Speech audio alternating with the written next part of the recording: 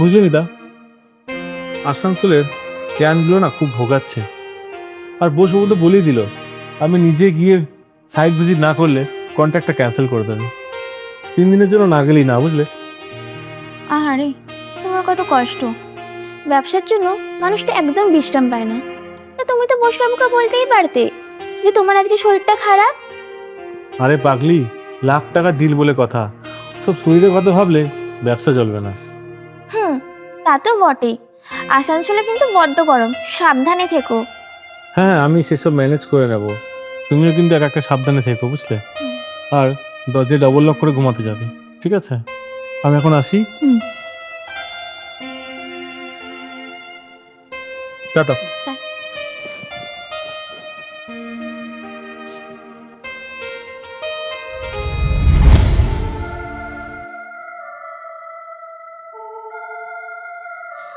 মায়ের যা জ্বর, কাল রাত থেকে নাকি 104 ডিগ্রি।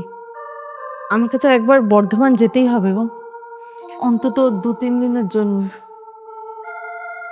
ইস, মায়েরও এই সময়টাতেই জ্বরটা আসতে হলো। আচ্ছা, আমি কি তাহলে আমার সেমিনারটা ক্যান্সেল করে তোমার সাথে বর্ধমানে যাব? না না, তুমি একদম সেমিনার ক্যান্সেল করবে না। তোমার কেরিয়ারের এত বড় একটা সুযোগ, আমি একাই সব সামলে নেব। আচ্ছা, ঠিক আছে, তবে তুমি গিয়েই কিন্তু আমাকে মেসেজ করবে। আর হ্যাঁ, সাবধানে যাবে। আসছি।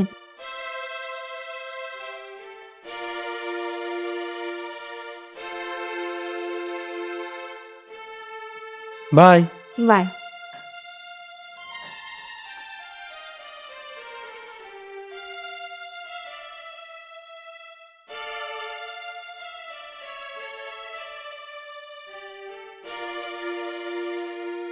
ইয়েস।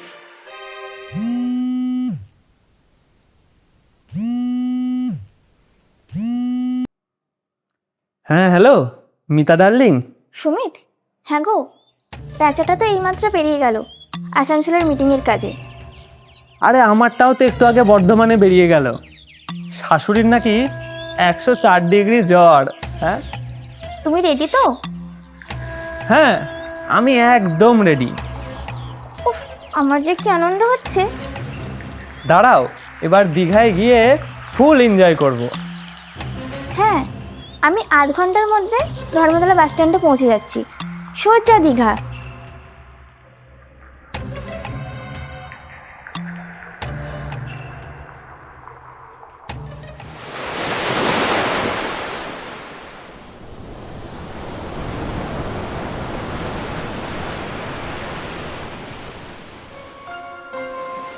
এই মিতা, দীঘার এই মাতাল হাওয়া, তার উপর তোমার এই লাল শাড়ি, তোমায় যে আজকে লাগছে না, পুরো ফাটাফাটি। ধ্যাত, তুমিও না বড্ড বাড়িয়ে বলো। এই রমেশটির সাথে এতদিন সংসার করছি, লোকটার মধ্যে এক ফোঁটাও রোম্যান্স নেই। সারাদিন শুধু ব্যবসা, টাকা আর ক্লায়েন্ট। কোনোদিন তো আমাকে দীঘায় নিয়ে আসার কথা ভাবেওনি পর্যন্ত। আমার রিনাটাও সেম, সারাদিন বাড়িতে বসে শুধু মেগা সিরিয়াল দেখবে আর বাপের বাড়ির গল্প। এই দেখো না, শাশুড়ির জ্বরের নাম করে কেমন দিব্যি কেটে পড়লাম দুজনে। আর আমিও তো রমেশকে আসানসোলের মিটিংয়ে পাঠিয়ে দিলাম। এই সুদি, চলো না ওই ঝাউবনটার দিকে গিয়ে বসি, এখানে বড্ড ভিড়। অফকোর্স ডার্লিং, আজ শুধু সমুদ্র দেখবো আর তোমার নীল চোখের দিকে তাকিয়ে থাকবো। রমেশ আর রিনা তো ফুল বোরিং, ফুল এনজয় করবো তো আমরা। চলো।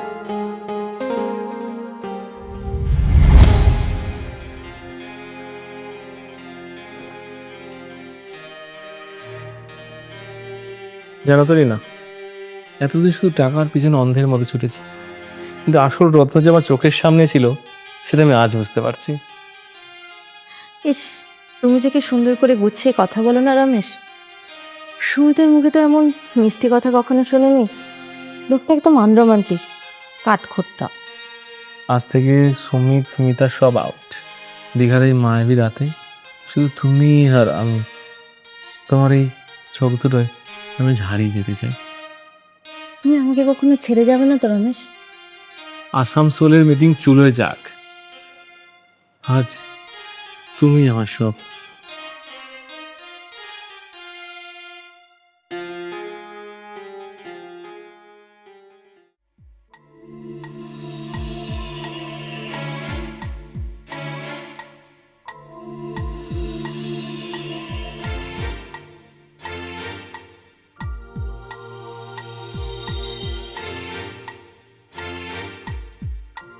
হাওয়াটা যা লাগছে না রিনা, পুরো মন জুড়ে গেল। কলকাতায় তো শান্তিতে নিঃশ্বাসই নেওয়া যায় না। শুধু হাওয়া খেলে হবে, নিজের বউটার একটু খোঁজ নিন। সেই সকালবেলা বেরিয়েছে, একদম খোঁজ না নিলে না আবার সন্দেহ করে বসবে। এই রোমান্টিক সময় নেতার নামটা না নিলেই পারতে। পুরো মুডে 12টা বাজিয়ে দিলে তুমি। এ নাও, তোমার সামনে স্পিকারে ফোনটা করছি।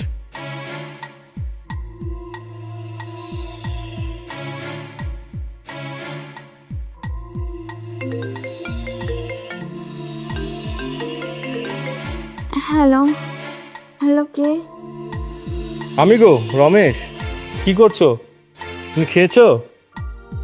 আর বলো না, আসানসোলে যা গরম না, আর এই কারখানার আওয়াজে মিটিং করতে করতে আমি পাগল হয়ে যাচ্ছি। তুমি কি করছো? আরে আমারও ফাঁকা বাড়িতে একদম একা একা লাগছে। এই বসে বসে টিভি দেখছিলাম। তোমাকে ছাড়া একদম ভালো লাগছে না। কাল কখন ফিরবে? কাল না গো, পরশু। আর বসবো তো ছাড়তেই চাইছে না। তুমি কিন্তু সাবধানে থেকো। ঠিক আছে, আমার খুব ঘুম পাচ্ছে, রাখছি। হ্যাঁ, ফাটাফাটি অ্যাক্টিং গুরু। এবার দাঁড়াও, আমি আমার জলপট্টি দিয়ে বউটাকে একবার ফোন করি।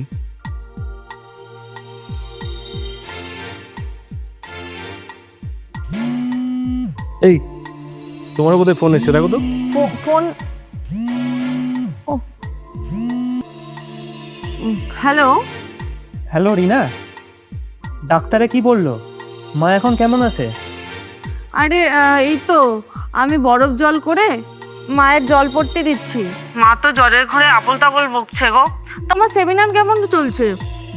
লাঞ্চ দিলো? আর বলো না, সেমিনারে যা কাজের চাপ, লাঞ্চে ওই 2টো রুটি আর একটু ঘুগনি। আমার একদম ভালো লাগছে না। আচ্ছা ঠিক আছে, আমি রাখছি। হ্যাঁ, আমি কালকে আবার ফোন করব। আচ্ছা ঠিক আছে।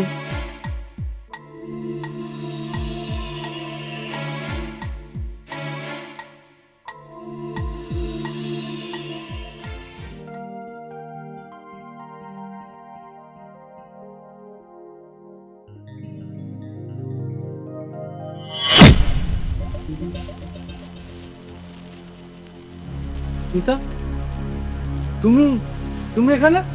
আমার কথা ছাড়ো। তুমি তুমি না আসানসোলে বসবাবুর সাথে মিটিং করতে গেছিলে? তা তুমি এখানে রিনার হাত ধরে দীঘার হোটেলে কি করছো? এটাই কি তোমার বসবাবু? রিনা, তুমি না বর্ধমানে তোমার মায়ের মাথায় বরফের জলপট্টি দিচ্ছিলে? তা সেই বরফ কি এই দীঘার সমুদ্র থেকে সাপ্লাই যাচ্ছে? তা তুমি সেমিনারে বসে কি শুকনো রুটি আর ঘুগনি খাচ্ছিলে না? এখানে বন্ধুর বউয়ের হাত ধরে ব্রেকফাস্টের লুচি আলুর দম খেতে এসছো কোন লজ্জায়? তুই এখানে কি করছিস রে বেঈমান? তোকে আমার ভালো বন্ধু ভাবতাম, তুই শেষকালে আমার পিছনে ছুরি মারলি। তুই আগে বল, তুই আমার বউকে নিয়ে এখানে কি করছিস? তুই তো আরো বড় মহাচোর। এই যে স্যার আর ম্যাডাম, আপনারা কি দীঘার হোটেলে এই মহাভারত রচনা করতে আইছেন? আর একটা কথা বলি, এই ভাড়া দিয়া না আমাদের হোটেলে কুরুক্ষেত্র করার কোনো নিয়ম নাই, বুঝছেন? আরে আপনি বুঝছেন না ম্যানেজার বাবু, এই শয়তানটা আমার বউকে নিয়ে পালিয়ে এসছে। বাজে বকবি না, তুই আগে আমার বউকে নিয়ে পালিয়েছিস। আরে শান্ত হন, শান্ত হন। আপনারা তো দেখছি একেবারে সরে সরে মাস্তাদা ভাই। আপনারা 4 জনই তো সমান অধিকারী, কে কারে দোষ দেবেন? হ্যাঁ, আর এইখানে চেঁচামেচি করলে আপনাদের দিলে তো মান সম্মান যাইব। আর যদি পুলিশে খবরটা দিই তাহলে একবারে নিউজ চ্যানেলে। তার চেয়ে বরং আমি একটা কথা কই, আপনারা শোনেন। কি কথা? শোনেন, আপনারা ধরে নিন যে ডবল সারপ্রাইজ যেটা আসছেন, যে যার বউরে নিয়ে রুমে চলে যান। আর এখানে যা হয়েছে ওই সমুদ্রের জলে ধুয়ে এমনছে নলায়। আবার কলকাতায় গিয়ে যদি জানাজানি হয় তাহলে তো কলকাতায় লোকজনের কাছে মুখ দেখাতে পারবেন না। কি ভাই সুমিত, সারপ্রাইজটা কেমন দিলাম? সারপ্রাইজটা ভালোই ছিল তাই না? হ্যাঁ, দারুণ সারপ্রাইজ, একদম ফাটাফাটি। আমি তো ভাবতেই পারিনি যে তোরা এখানে আসবি। চলো মিতা, এবার তুমি রমেশের কাছে যাও, আর রিনা তুমি চলে এসো।